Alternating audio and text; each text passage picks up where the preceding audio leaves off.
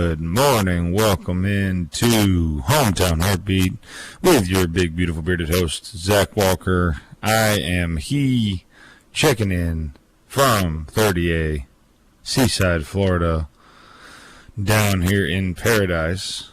It's early, which is crazy because it's really not early. Usually I've been up for 2.5 hours by now. So, guys, producer Connor, producer Dallas, we're gonna be on the struggle bus when I get back. Vacation will ruin a man. You know what I'm saying? Yeah, I mean, at least you're not, sleeping in too late. You're still getting up. You're still doing a partial show. I think that'll go a long way to helping when you get back. Connor, how you doing, buddy? Doing good. Oop. Oh, I dropped my pen. Producer Connor, you sure you're doing all right this morning? Yeah, kind of on the fritz, but you know. Why are you on the fritz, buddy? Let's talk through this. I mean, no reason. It's just, one of those mornings we're using new software to stream it this morning, which is, I've used it before, but you have to get it set up for the first time, so, it's kind of pulling everything together at the last minute, as usual here. Connor is a man of habit, a great habit. That's right. He likes to be prepared. He likes to have his stuff together. Dallas and I, on the other hand, Dallas was sleeping in the lobby until 3 minutes ago. So we have the ability to fly by the seat of our pants, probably better than most. Would you agree with that statement, Connor? Yeah, y'all are definitely more prone to spontaneity than I am. God, what a big word. How many syllables is that? Spontaneity. That's 5? 4? Sure, something like that. 5. No, that's 5. That's 5. That's 5 syllables. Yeah. Well, there you go. I didn't even know that was a word, to be honest with you. I thought he just kind of made that up. Oh, what's going on in the world of Dallas over there, buddy? Oh, nothing much. Just vibing, just taking it day by day. I feel a whole lot better now that I have the software we're using today. I have a much better look into the studio. So I'm watching Dallas. Yeah, right there. There he is. Hey-o. If you're not watching, Connor, we are live, right? Yes, we are. Go to www.thehometownheartbeat.com, thehometownheartbeat.com. Go to the top, click watch or listen live. You can join us live this morning. We'll try to take some calls today, 1-866-494-WVNN or 678 on radio. We tried that yesterday. There's a bit of feedback into the old headphones here in Seaside, but I think we're good enough to work through it. A lot of stuff in the news. Yeezy running for president. Because that's a joke. Go ahead. We have our mandatory wearing a mask that starts today too. In Madison County? Yeah, I believe so. I got to pull up an article, but Mayor Ronnie Marks has said, I don't think that's going to happen in Limestone County. We'll see if he sticks to his guns on that or not.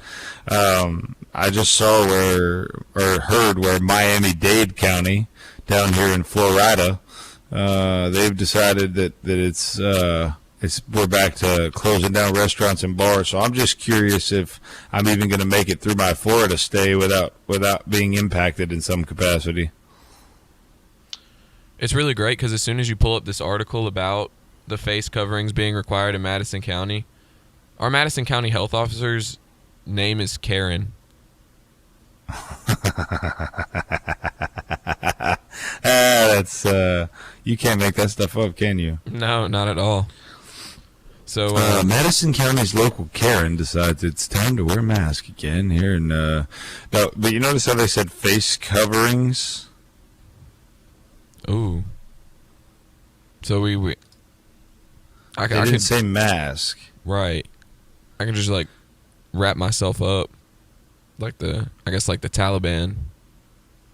Yeah, well, yeah. So the other day I was at Walmart, and this dude rolled through Walmart like he had on. I mean, I'm talking about my man had a ninja covering. He had the forehead covered. He had everything covered. It was just a little bit of space over his eyes. And as he walked past me, I put my hands up. I said, "Hey, man, you can have everything you want but my wife." And and he looked at me like, "Whoa, this guy crazy." And I was like, "Easy, dude. I'm not going to hurt you. Don't worry. I'm just making a joke. It's a funny. I'm just making it funny. Everybody's okay." Yeah, I don't think he thought it was very funny. Of course, he was black. I was white. He probably, thought there's no way this guy could be making a joke to me. Whitey's the enemy. You know what I'm saying? Yeah, he probably thought you were racist. A little bit. Well, I probably am, I guess. That's what I hear.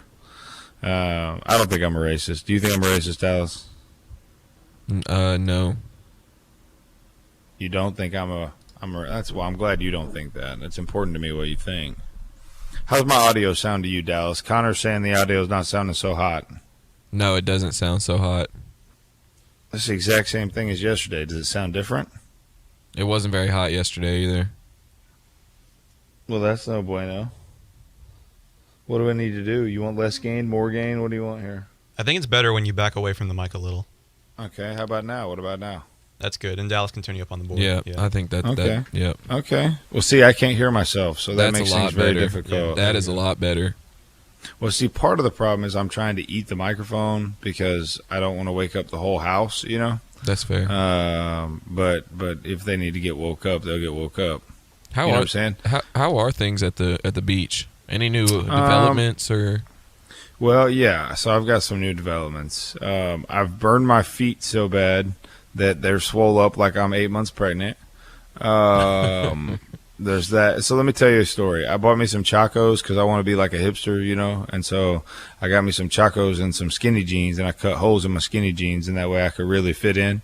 And so I put my Chacos on, and I'm like, oh, cool. I'm gonna get it. I'm gonna wear my Chacos. You know what Chacos are, right? Everybody knows what Chacos are. I'm not Yes. Unfortunately. Connor. Yeah.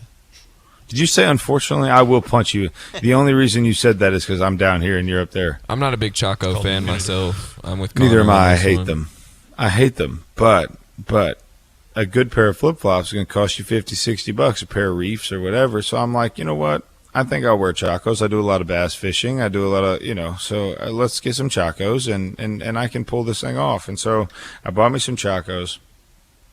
I get down here to the beach and I'm like, okay, I'm going to go, I'm trying to do a little bit better, trying to lose a little weight. And so I'm not going to stop at the beach. I'm like, I'll get on my bike and I'm going to go for a ride.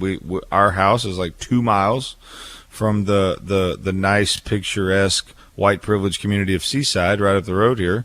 And so I hopped on my bike and I took off riding and I just rode for like 30 minutes and I get back and I'm like, oh my goodness, I have sunburn on my feet. And I'm talking about my feet are swole up like I'm pregnant with a baby. And I was on my bike for 30 minutes. Like it can't be that bright, dog. It's a Chaco problem. See that? I should have never bought Chacos. Is what the issue was. I think instead of Chacos, you probably should have bought some sunscreen. I have plenty of it. I just didn't put it on to go for a quick bike ride. Well, I think now you know. Maybe if you're going outside, just update on my wife doesn't hate me anymore, so that's good. Oh, okay. My son is learning how to kind of sort of not be a baby. And he gets a little scared of the water sometimes. I try to tell him waves won't hurt you, especially if daddy's holding you, but that doesn't seem to resonate too well with him. And How old is your son? He's 4. Oh, okay. It's time to take the swim floaties off and freaking get after it. Oh, you ready to just throw him in the ocean there? I mean, he's got to learn somehow. Okay. Trial by fire, right? Well, I mean, what's going to happen if he falls in some other time? Yeah. What if I'm not here to help him? Yeah. He got to learn how to swim. Yeah. No, you're right. You're right. Sink or swim, baby. That's how people learn. I mean, like, That's right. Look at birds. They just get thrown out the nest, and Oh my gosh. that's pretty Did you much. just compare his 4-year-old son to a bird? No. Connor, I'm going to need more of you to help me through these shows from the beach down here, by the way, because my mom mentioned it the last night we were playing games, and she's like, we need more Connor on the show. And I was like, I will make your request known loud and clear. I'll do what I can. Yeah, I think we need more Connor too. I do too, but Connor's frazzled, as he would say. To be fair, I said on the fritz earlier. Oh, dang it. I hate it when my people are smarter than me. But then again, in business, I've decided to surround if I'm the dumbest guy in the room, we're in good shape. And I've pulled that off quite well, except for Dallas. But you're listening to Hometown Heartbeat here on WVNN. My name is Zach Walker. I am your big, beautiful bearded host here with producer Connor and Dallas. We'll be right back. Check us out.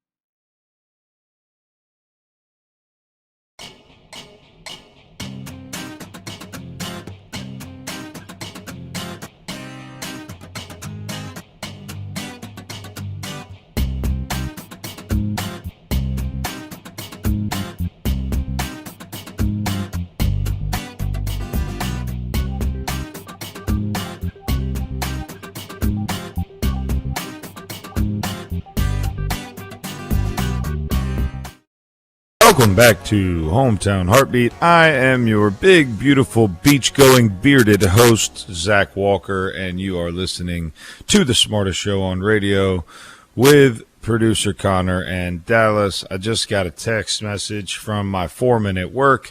Chad said that I needed to brighten up, Buttercup, because he said, I've never heard somebody sound so down while they're at the beach. And I said, you should try dealing with my little sister if you wake her up from her beauty sleep too early. So just to let everyone know, in case you haven't checked out the live stream, if you haven't, you should, thehometownheartbeat.com. That's thehometownheartbeat.com. Or go on Facebook or YouTube to Hometown Heartbeat with Zach Walker.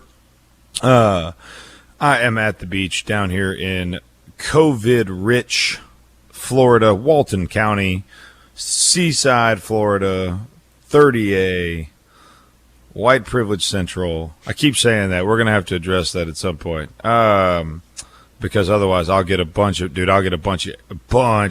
emails from housewives that whose dream it is to live in 30A. But I am down here at the beach. We are doing this show remotely. Producer Connor and Dallas are in the studio, and I am sipping a pina colada, getting caught in the rain down here in Seaside, Florida. That was a bad joke, wasn't it? Well, I can see your mug, and I doubt there's pina colada in there. You don't know. It's not too early to have pina colada at the beach. Mm-hmm. There's no such thing as too early to have an alcoholic beverage at the beach, just to be clear. Now, not that I partake in alcohol, but that's hypothetical. All right. All right. That's all you're going to say, Connor? Yeah, I reckon so. So when you go on the beach, are you like a get in the ocean type of person, or are you a sunbather, or do you like to? I would look like a beached whale if I was sunbathing. Are you kidding me? Like, no, I'm not a sunbather. Like what do you what do you do at the beach? I hate the beach with a fiery, burning passion. I hate the beach. Look, let me tell you something. Let me educate you right now. There's nothing worse in the world than laying in the sand on the beach, sweating your cojones off, with sand in places it ought never be, with doing what? Reading a book? Well, go get in a sauna and read a book if you just want to sweat and read. Like, I love the beach because my son loves the beach. My pastimes on the beach are, I will go out, and the waves have been ridiculous the last couple of days. Been a little double red flag action, which is perfect for me to get out in the water. We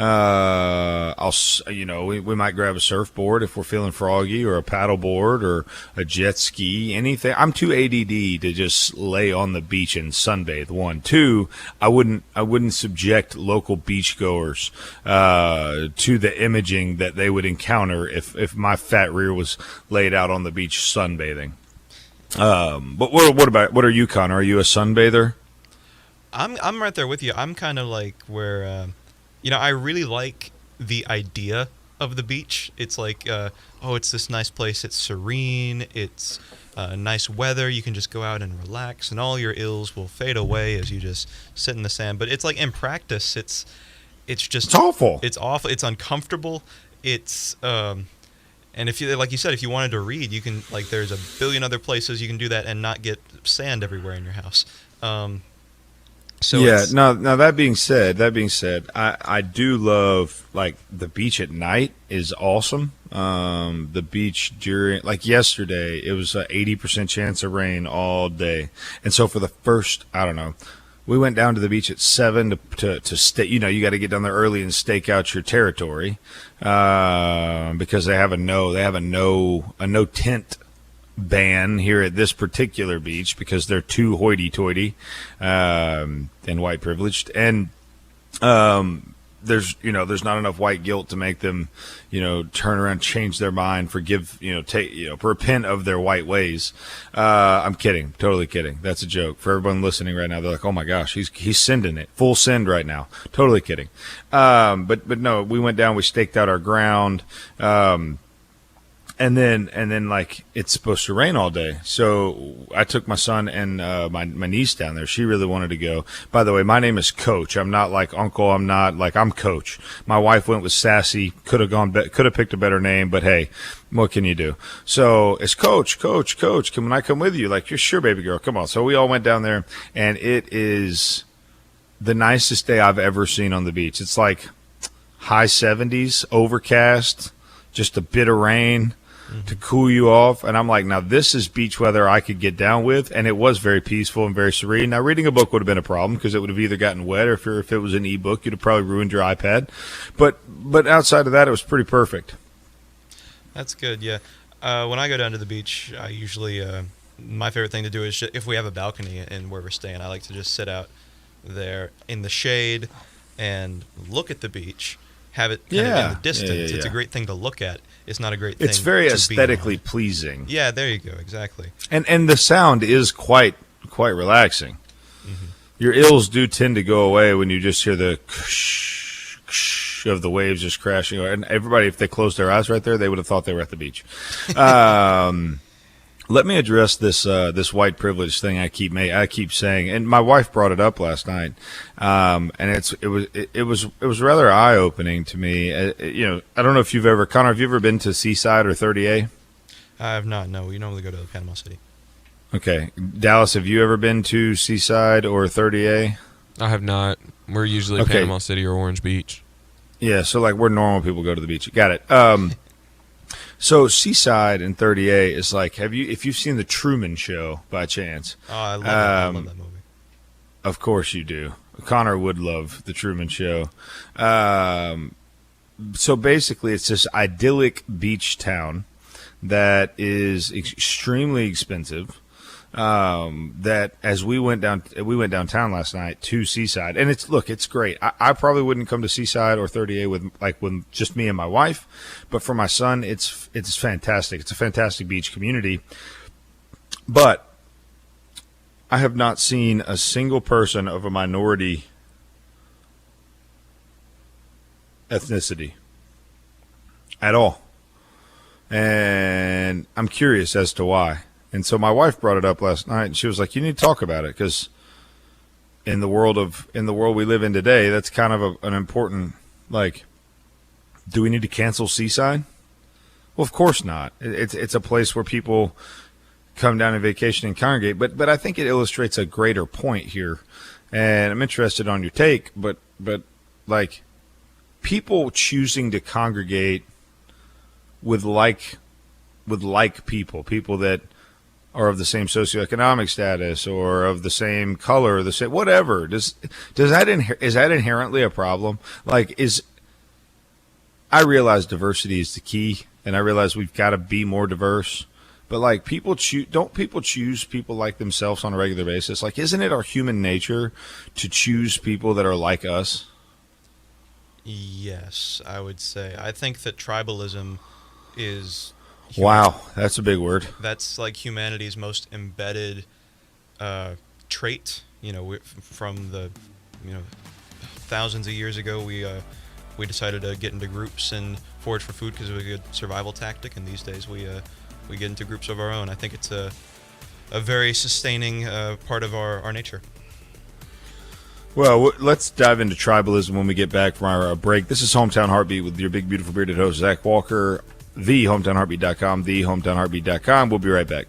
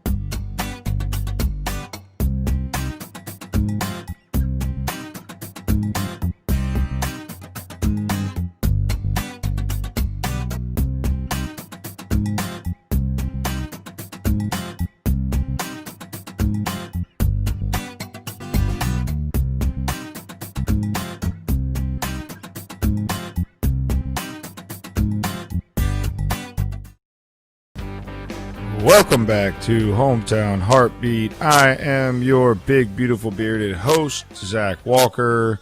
There's Dale Jackson coming into the studio. Everyone say hello to Dale on the live stream. Dale can't hear me, but I am talking about him nonetheless.